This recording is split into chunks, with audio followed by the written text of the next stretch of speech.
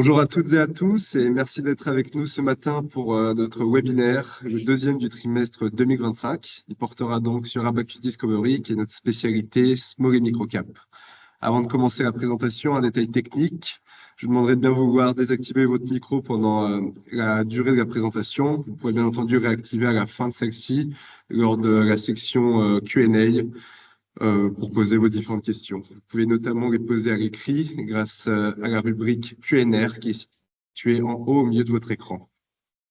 Passons à la présentation. Je vais dans un premier temps brièvement revenir sur la société ainsi que nos expertises avant de laisser la parole à Edwin Faure, qui est le directeur de la gestion collective ici chez Philippe Autingre Gestion, qui reviendra sur le contexte porteur des small et micro-cap, qui, comme vous le verrez, on a identifié quelques catalyseurs pouvant bénéficier à la classe d'actifs. Edwin reviendra ensuite sur le fonds, son deuxième trimestre, ainsi que plus globalement ses performances depuis le début de l'année, qui ont été assez mouvementées, avec dans un premier temps le Liberation Day et un rebond qu'a connu la classe d'actifs au fil du deuxième trimestre.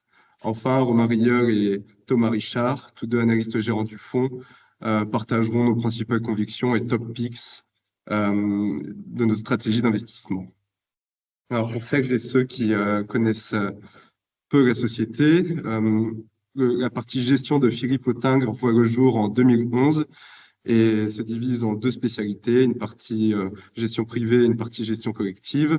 Nous sommes 15 collaborateurs et on a la spécificité d'être investi aux côtés des porteurs de nos fonds, car on a investi personnellement dans les différentes stratégies. C'est une société qui est aussi 100% indépendante. Je tiens à le souligner de par sa rareté sur la presse parisienne.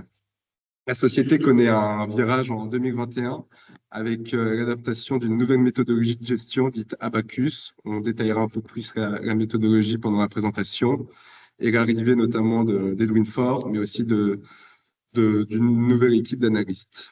On a adopté du coup cette méthodologie de gestion à différentes stratégies ouvertes, 3 OPCVM, Abacus Discovery, qui est un fonds article 8 éligible PEA et PEA-PME, qui sera le sujet de notre présentation d'aujourd'hui, mais aussi une gamme de fonds article 9, tels qu'Abacus Green Deal, qui est un fonds multicap européen, et Abacus Credit Impact, qui est notre fonds obligataire. Nous avons aussi une dernière corde à notre arc, qui est la mise en place de fonds dédiés, qui peut être créé sur mesure en fonction des besoins des clients. On a d'ailleurs lancé un fonds fermé, un FPS, ce mois-ci, pour le compte d'un institutionnel qui vient reprendre notre stratégie de small et micro-cap. Enfin, un dernier point sur la société, notre engagement responsable.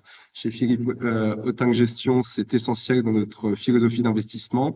On a d'ailleurs mis en place un outil ou modèle propriétaire qui nous permet d'avoir une analyse extra-financière et ESG poussée des sociétés qui sont dans notre différentes stratégies d'investissement, mais aussi notre univers plus globalement.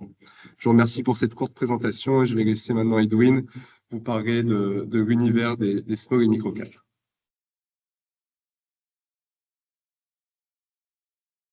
Bonjour à tous, merci Jules pour cette introduction. On va vous parler un petit peu du contexte porteur des small caps avant de vous parler du fonds et des perspectives. Vous connaissez tous plus ou moins les small caps. C'est vrai que c'est une classe d'actifs qui a eu tendance à surperformer les large caps sur des périodes assez longues, 10, 20, 30, 50 ans et dans beaucoup de territoires. Principalement, cette surperformance, elle est liée à un cycle de croissance qui est plus important au niveau des small caps par rapport aux large caps qui sont un peu plus matures. Un meilleur alignement des intérêts avec les dirigeants qui sont souvent ou les fondateurs ou les familles qui dirigent ces entreprises. C'est aussi des entreprises qui bénéficient énormément d'aide des différents plans des gouvernements. Récemment, il y a des investissements massifs qui vont être mis dans les small caps, CDC Croissance, le fonds français qui va investir 500 millions dans les petites entreprises françaises, dont 250 millions ont déjà été investis, et le fonds national italien qui va investir 700 millions sur la deuxième partie de l'année. C'est aussi des entreprises qui ont tendance à être moins efficientes. C'est un marché qui est moins efficient parce que depuis MiFID 2, il y a de moins en moins de couverture sur ces small caps, donc plus d'opportunités de marché dans un marché inefficient pour pouvoir surperformer la classe d'actifs. Autre chose, c'est aussi un nombre d'OPA plus important sur les small caps que les large caps, puisque c'est plus facile de racheter des entreprises qui font 200 millions de market cap plutôt que 10 milliards. Récemment, on a eu une très forte sous-performance de la classe d'actifs, depuis à peu près 4 et 5 ans. La principale raison, c'est les incertitudes économiques. Dans les phases d'incertitude macroéconomique, comme la remontée des taux, les tensions commerciales, les différentes guerres, les small caps ont tendance à sous-performer les large caps.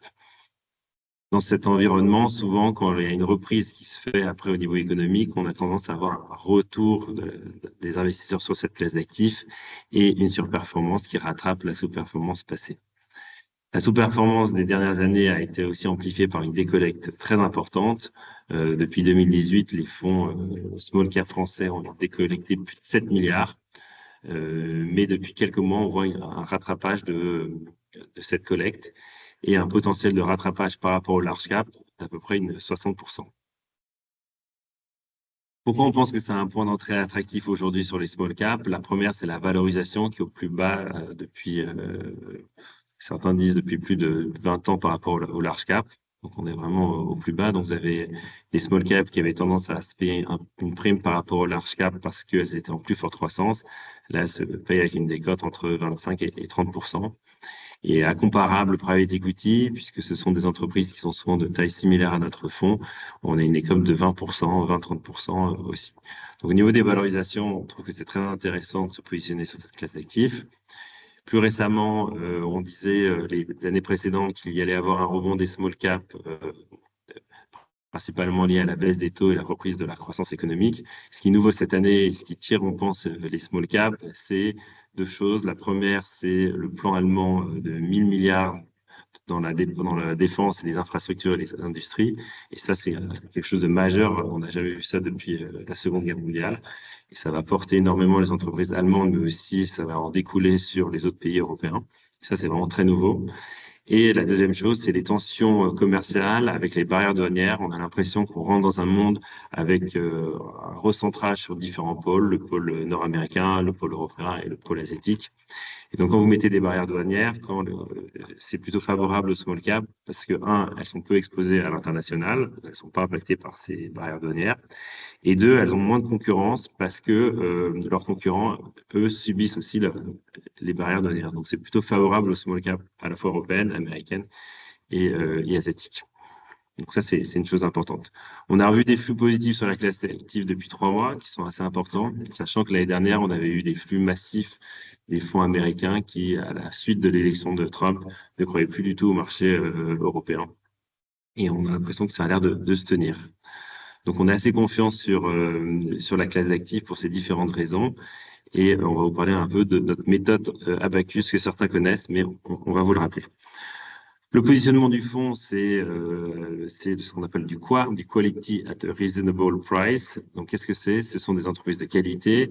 Pour nous, une entreprise de qualité, c'est une entreprise qui a une certaine résilience économique, c'est-à-dire qu'elles sont peu affectées par les cycles économiques. On a très peu ou même pas du tout d'entreprises cycliques dans le portefeuille. C'est des entreprises avec des croissances structurelles. On veut des croissances supérieures au PIB. On a un peu en tête un métrique qui est à peu près 7% de croissance structurelle pour ces entreprises.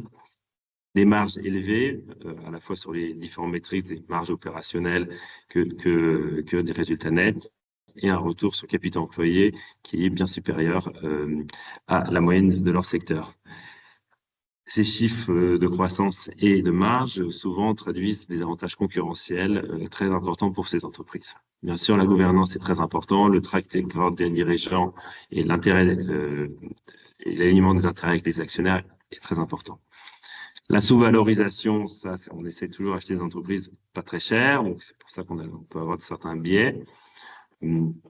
Regarder plein de différentes métriques en fonction des entreprises et des secteurs d'activité. Et vraiment notre savoir-faire, c'est pour ça que le fonds s'appelle Discovery. C'est vraiment à la recherche de ces pépites qui sont peu connues, peu investies. On est souvent les seuls internationaux investis dans des petites entreprises, qu'elles soient en Italie, en Grèce. Et c'est vraiment ce savoir-faire qu'on va vraiment chercher en détail dans cet univers de plus de 3000 entreprises. Notre approche, elle est assez long terme. On a un horizon d'investissement entre 5 et 10 ans minimum. Ça veut dire que quand on rentre dans une entreprise, on peut être à l'aise de pouvoir l'apporter le plus longtemps possible, ce qui explique une rotation maîtrisée, même si récemment, avec le nombre d'OPA qui a été très important, on a eu tendance à une rotation un peu plus forte. Dialogue avec les dirigeants depuis MiFID II et même structurellement, il y a de moins en moins de recherches et de moins en moins d'informations sur ces petites entreprises. On fait plus de 500 meetings avec les dirigeants, avec nos équipes, avec Romain et Thomas. Et ça, c'est vraiment comme ça qu'on arrive à piloter le portefeuille. On fait du vrai stock picking, c'est-à-dire qu'on est très indépendant des benchmarks, à la fois sur les zones géographiques et les secteurs d'activité. Il y a des biais énormes. Et ça, c'est des choses qui sont vraiment assumées. Nous, on ne regarde pas du tout notre benchmark. Et on pense que voilà, la gestion active, c'est vraiment de la gestion très indépendante. Et on ne veut pas, ce qu'ils appellent les Britanniques, faire kissing the benchmark, c'est-à-dire être proche du benchmark. C'est pour ça que le fonds peut s'écarter dans certaines périodes à la hausse comme à la baisse de son benchmark, même si on considère qu'il doit surperformer dans la durée. La gestion des risques, elle est primordiale chez nous. On aime les entreprises à une certaine solidité financière, ou des entreprises en cash net, ou des ratios d'endettement assez faibles. Une visibilité très forte des résultats. Donc, on n'a que des entreprises qui sont rentables, avec de la visibilité pas cyclique. Et des entreprises qui ne sont pas à risque de disruption technologique, de gouvernance, de réglementation. Ça, c'est aussi important. Les critères ESG sont très importants chez nous. Le fonds est article 8. On a un modèle propriétaire. Et dans cette partie-là, ça nous permet à la fois de réduire nos risques sur certains secteurs et certaines entreprises, qui soient réputationnels ou sur des histoires de pollution, par exemple, et aussi trouver des opportunités. Notre fonds, on a repris la gestion en 2021. Voilà, la performance depuis 2021 était assez bonne. On fait 43% de performance contre nos deux indicateurs de référence, le microcap qui est plus proche pour nous, qui est négatif à -2, et l'Eurostoxx Small qui est un peu plus large en market cap, 27%. Elle a été aussi bien aidée, cette performance, on a eu 18 OPA depuis 2021. Et on garde toujours une volatilité assez faible par rapport à nos deux indicateurs de référence, parce que par définition, notre entreprise est que de qualité, de visibilité, pas cyclique, donc elles sont moins volatiles sur leurs résultats. Et le fonds est très décorrélant puisqu'il a un bêta qui est vraiment qui est 0,3 ou 0,5 en fonction de ces différents indices de référence. Sur le début de l'année, on est à 17,5 de performance contre 12 pour nos indicateurs de référence. Le profil du fonds, c'est vraiment, on va chercher vraiment de la performance, mais toujours, le fonds se comporte très bien dans les périodes de baisse neutre et de légère hausse. Il a tendance à un peu sous-performer quand les marchés sont très, très, très, très forts. Mais sur la durée, il surperforme ses indices de référence. Donc, vous allez voir un bon fonds risque-rendement par rapport à nos confrères et dont on est très, très content aujourd'hui.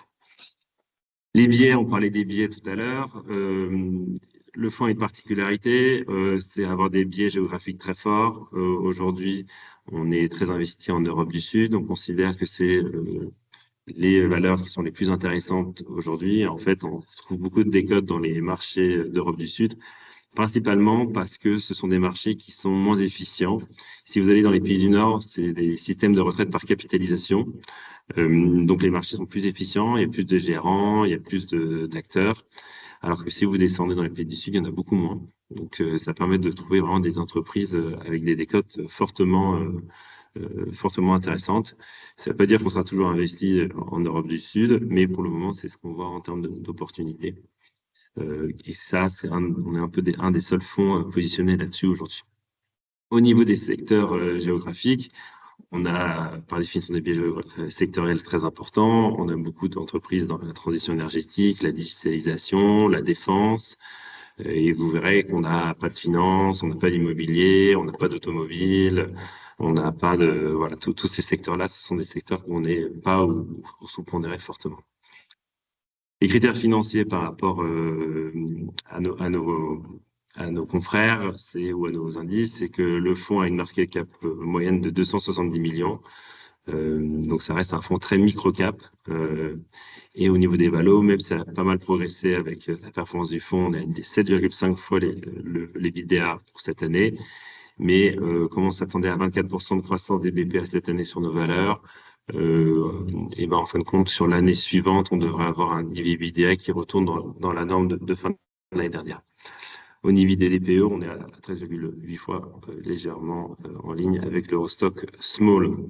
C'est aussi une gestion de conviction. Nos 10 premières positions représentent à peu près 40% du portefeuille et on essaye d'avoir un maximum de 5% par valeur. Comment le fonds s'est comporté depuis le début de l'année? On a pu identifier trois phases, on va dire. La première, c'est vraiment avant les annonces de Trump sur les tarifs douaniers.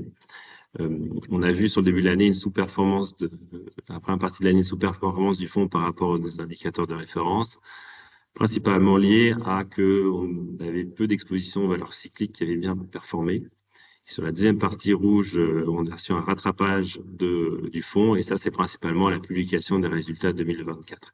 C'est vrai que le fonds ne se comporte pas beaucoup en ligne avec la macro, mais est très lié aux publications. Dès qu'il y a une bonne publication, le fonds a tendance à bouger plus fortement. Il a très bien résisté dans la période de baisse de Liberation Day, et qui montre un peu le côté défensif du fonds.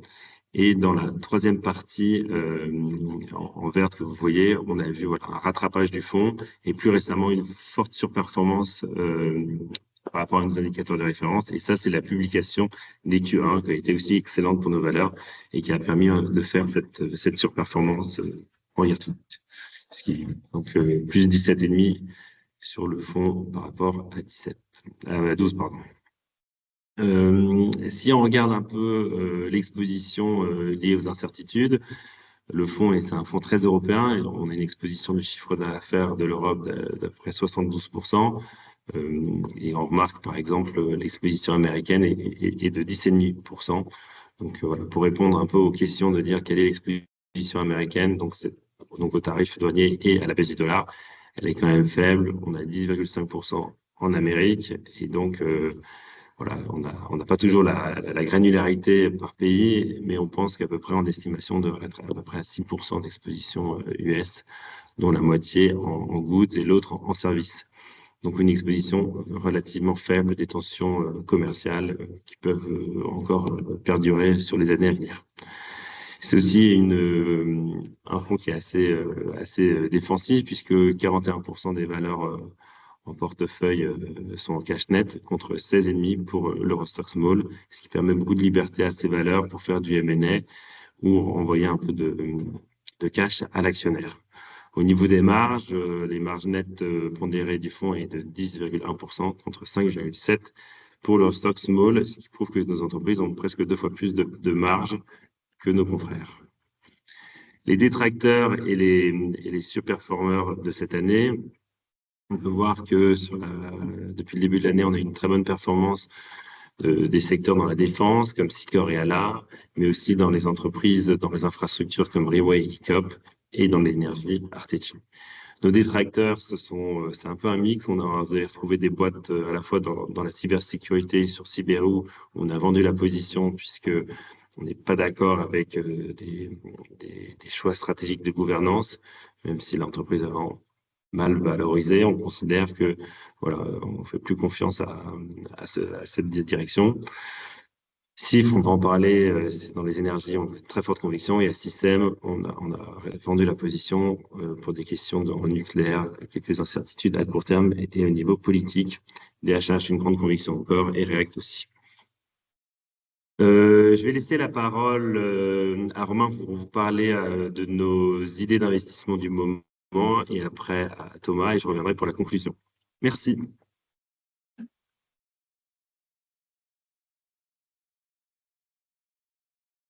Bonjour à toutes et à tous. Donc, comme l'a dit Edwin, je vais vous présenter deux de mes plus fortes convictions au sein du portefeuille.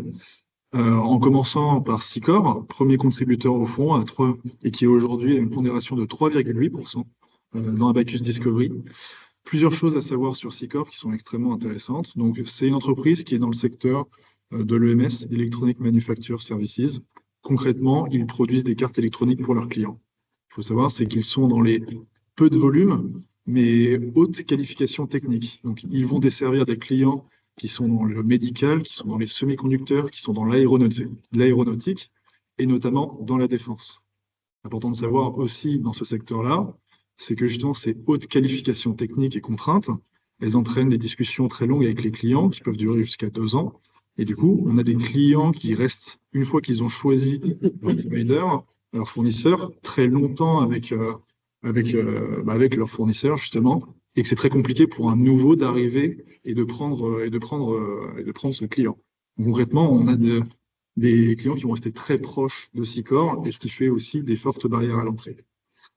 Sicor aussi, enfin, dans le domaine plus spécifiquement, il faut savoir que du coup, c'est un marché très fragmenté. On compte plus de 1000 acteurs en Europe dans ce domaine, avec beaucoup de niches. Et qui dit marché très fragmenté dit aussi consolidation qu'on observe en fait depuis à peu près une dizaine d'années sur ce secteur. Et c'est justement là que Sicor fait une grande différence. Depuis le début, enfin depuis une dizaine d'années, Sicor, c'est une vingtaine d'acquisitions, dont 9 depuis 2022, donc un rythme très important. Mais cependant, malgré toutes ces acquisitions, on note que la dette nette, le ratio d'endettement, reste très faible, à moins de une fois l'EBITDA, et ça, c'est dû à plusieurs choses. La première, c'est des expositions à des secteurs qui sont de base mieux margés. Donc, on a parlé de l'aéronautique et de la défense. La défense, aujourd'hui, c'est 50% du CA du chiffre d'affaires de Sicor, et ça entraîne une marge de Sicor à plus de 12%, contre des concurrents qui sont généralement à 10%. On voit d'ailleurs en fait cette amélioration et cette augmentation de la part de défense dans leur CA, parce que leur marge d'EBITDA est notamment en amélioration depuis 5 ans. Et d'ailleurs, d'après nos discussions avec le management, cette marge pourrait continuer d'augmenter au vu de la croissance de ce secteur au sein de l'entreprise. En plus du coup de toutes ces acquisitions qui sont rapidement intégrées, en général, Sicor est très stricte sur ses acquisitions et elle le peut avec un marché aussi large. Concrètement, elle achète des entreprises avec des marges inférieures et des multiples inférieurs, mais qui arrivent à remonter en 6 mois. Ce qui fait qu'on arrive justement à ce résultat, une conversion de l'EBITDA en cash très importante et du coup une dette nette très faible. Malgré la performance qu'on voit depuis le début de l'année, et même depuis le début de la position, vous voyez 223%, on reste sur des valorisations que l'on trouve encore correctes. Il faut savoir que le plus proche comparable dans le domaine, qui est l'entreprise norvégienne qui s'appelle Kitron, se traite toujours à des multiples plus élevés de Sicor, sachant que Sicor est le premier acteur EMS dans le domaine de la défense, que sa dernière acquisition structurante pourrait embarquer encore plus de croissance et qu'on a une amélioration de marge. Donc on a plus de potentiel chez Sicor et des valorisations toujours inférieures à Kitron, ce qui nous fait qu'on garde cette position malgré cette forte performance. Je vais maintenant vous parler de SIF Holding. Donc, comme vous l'a présenté tout à l'heure, Edwin, c'est l'un de nos principaux détracteurs depuis le début de l'année, mais c'est aussi une de nos plus fortes convictions, et je vais vous expliquer pourquoi.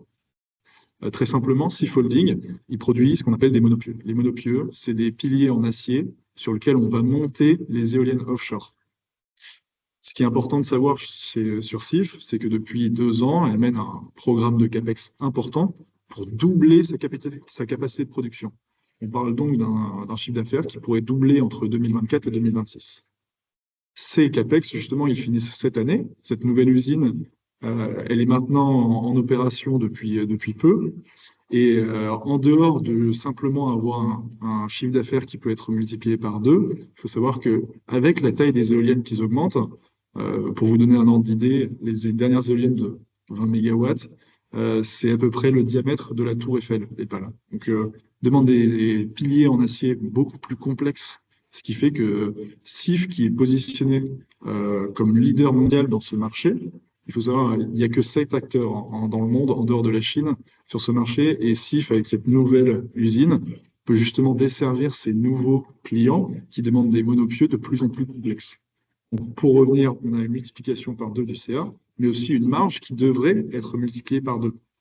Donc, x4 sur les l'EBITDA en moins de 2 ans, c'est ce qu'on attend de SIF en ce moment. En plus de ce fort potentiel, en fait, elles sortent pas non plus de nulle part. SIF, c'est un backlog de 1 an et demi. Donc, on a presque la totalité de 2025 qui est déjà couvert. Enfin, 2025 est totalement couvert et presque la totalité de 2026. Ce qui nous rassure beaucoup sur l'entreprise actuellement. Maintenant, si on parle un peu plus de son cours de bourse depuis le début de l'année, il faut savoir plusieurs choses.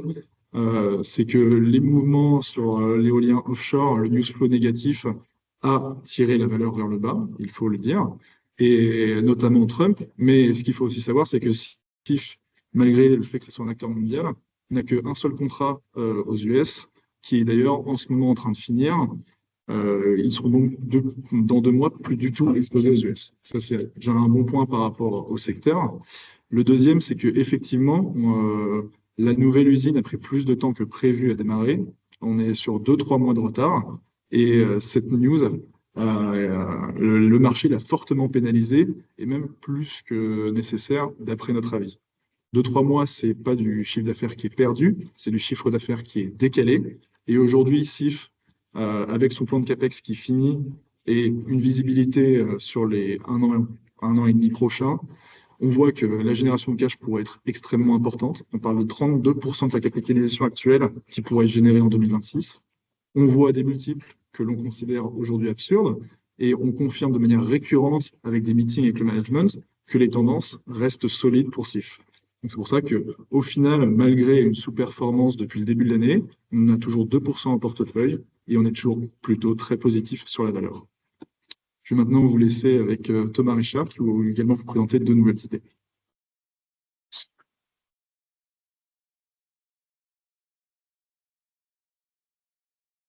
Merci Romain, bonjour à tous. Je vais vous parler de 2 valeurs. Donc en premier lieu, je vais vous parler de Profilé Systems and Software, qui est une société grecque. C'est la 4e position du portefeuille avec 3,8% de pondération. C'est l'un des seuls éditeurs de logiciels cotés en Grèce. Il y en avait d'autres auparavant. On avait d'ailleurs en portefeuille comme Intersoft ou EpsilonNet et qui ont été délistés par des fonds de private equity. Donc cette société, elle fait l'édition de logiciels pour les services financiers, donc pour les sociétés comme les banques, pour la gestion de leur trésorerie, pour les sociétés de gestion de fortune et pour les gestions d'actifs. Et c'est une société en forte croissance, donc historiquement, elle a réussi à doubler de taille tous les 3 ans, et c'est quelque chose qu'elle souhaite continuer dans l'avenir. Donc c'est une croissance autour de 20-25% par an du chiffre d'affaires de manière organique.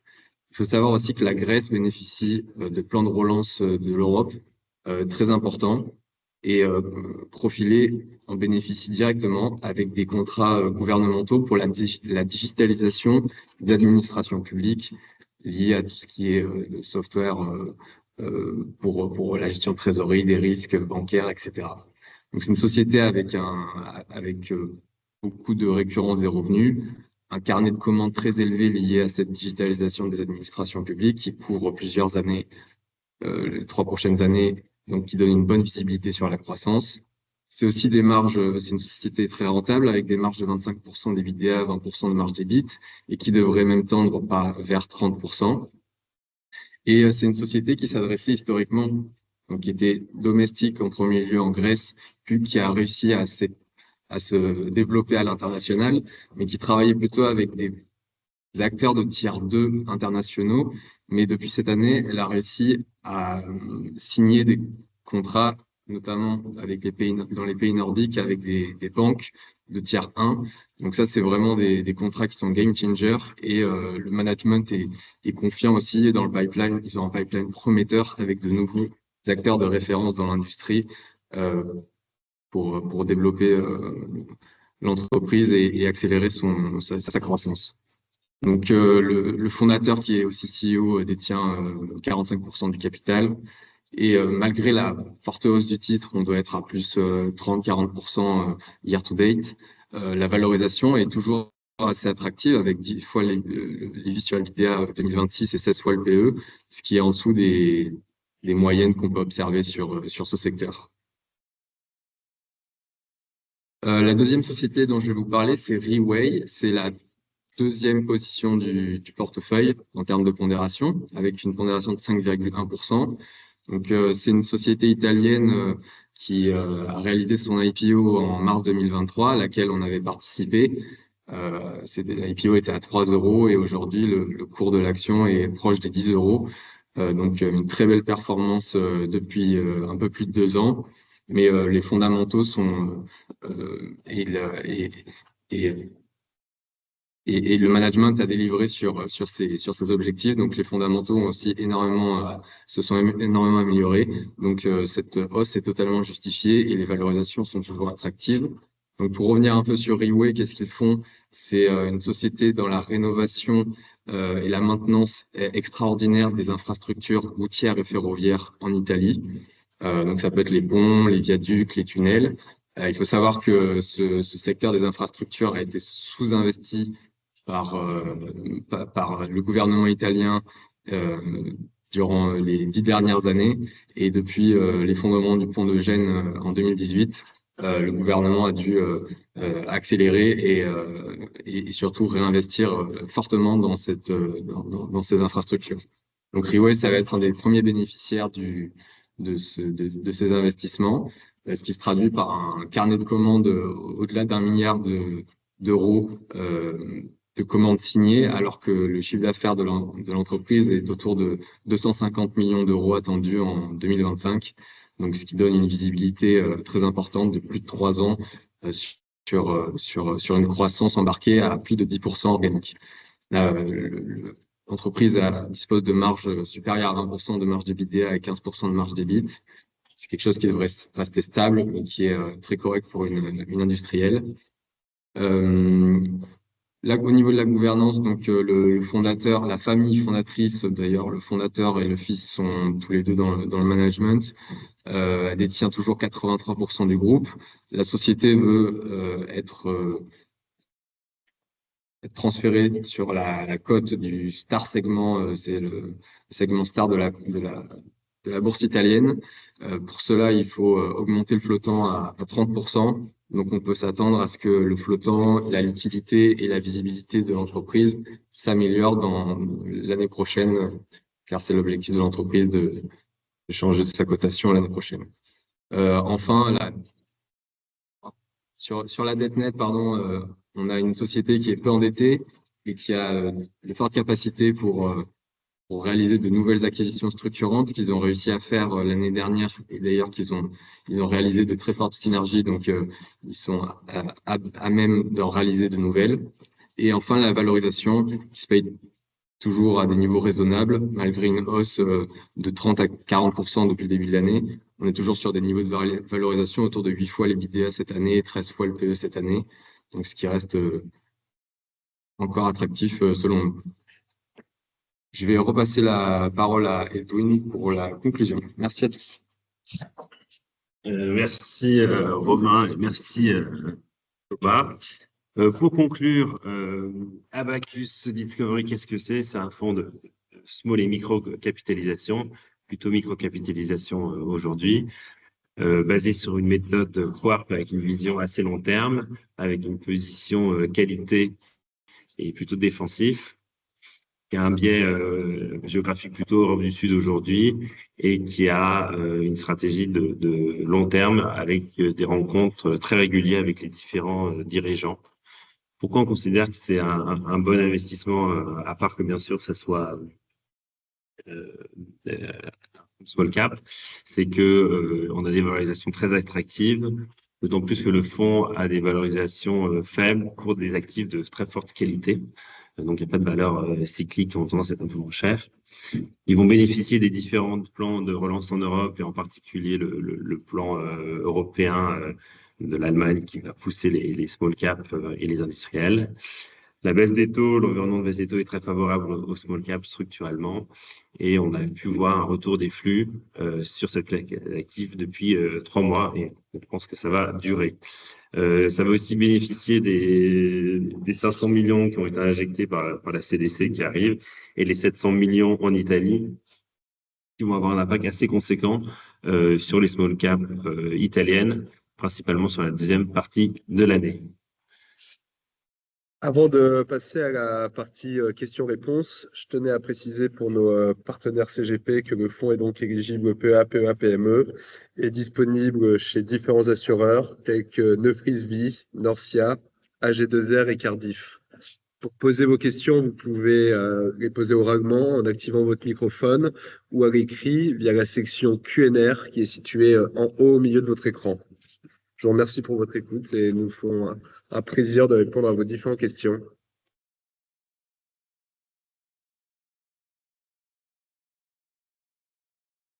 Alors, nous avons une première question. Comment avez-vous réagi au contexte géopolitique, c'est-à-dire Liberation Day, je pense, dans la gestion de votre portefeuille et autres événements géopolitiques plus globalement? Je vais prendre cette question. Euh, Typiquement, face au Liberation Day, la première chose qu'on a fait, c'est regarder notre exposition aux US. De base, comme l'a dit Edwin, on a une tendance à être plutôt domestique, donc présent en Europe.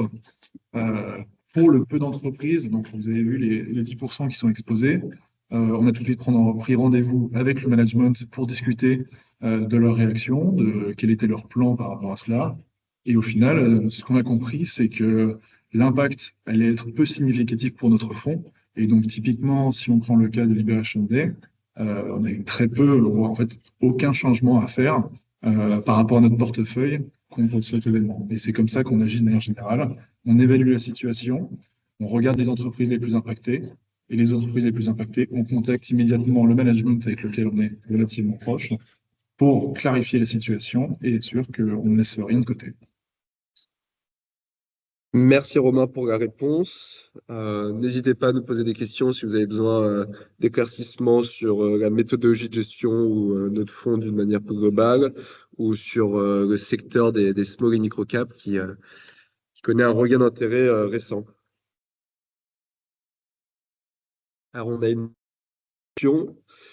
Comment faites-vous évoluer les pondérations au sein de votre portefeuille et comment choisissez-vous plus globalement les pondérations?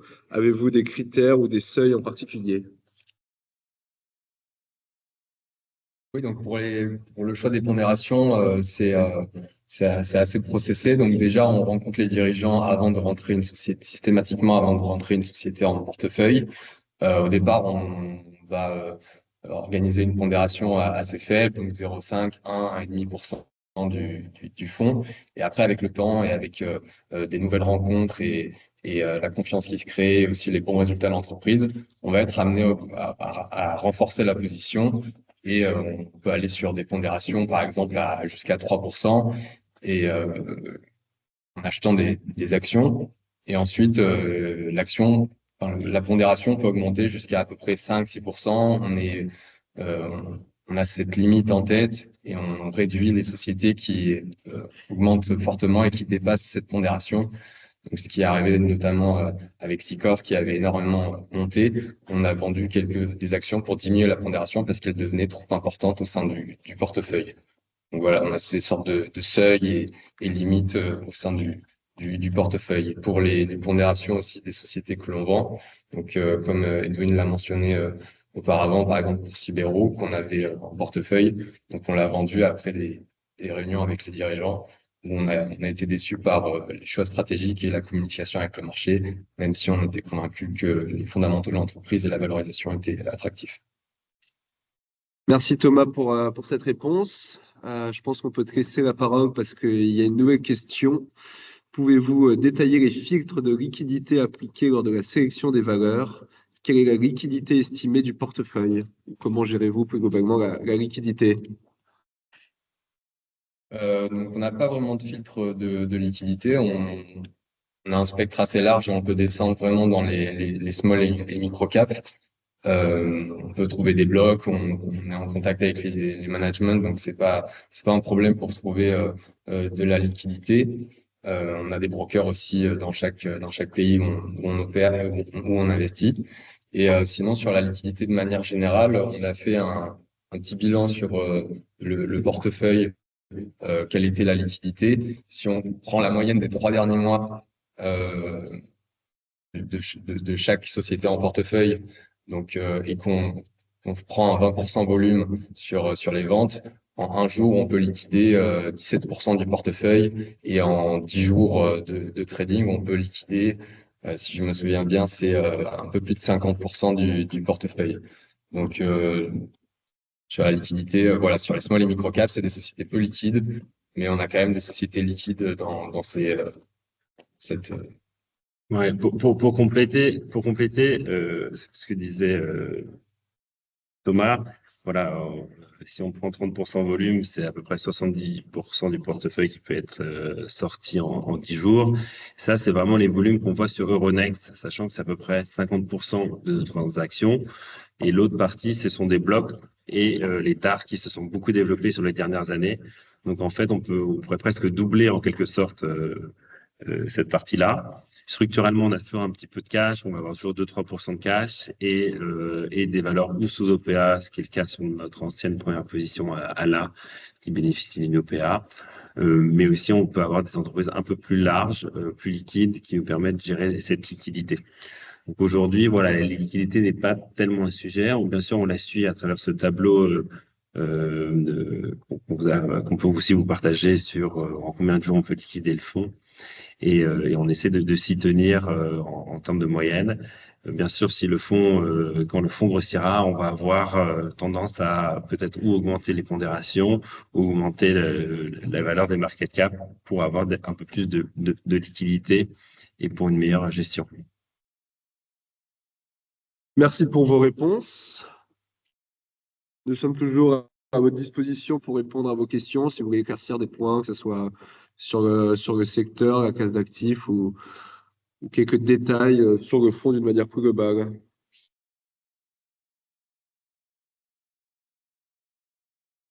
Il n'y a pas d'autres questions posées. En tout cas, on a été ravis de faire cette présentation pour ce webinaire du deuxième trimestre. On vous donne rendez-vous pour le webinaire du troisième trimestre en espérant que le rebond des small et micro cap s'est accentué.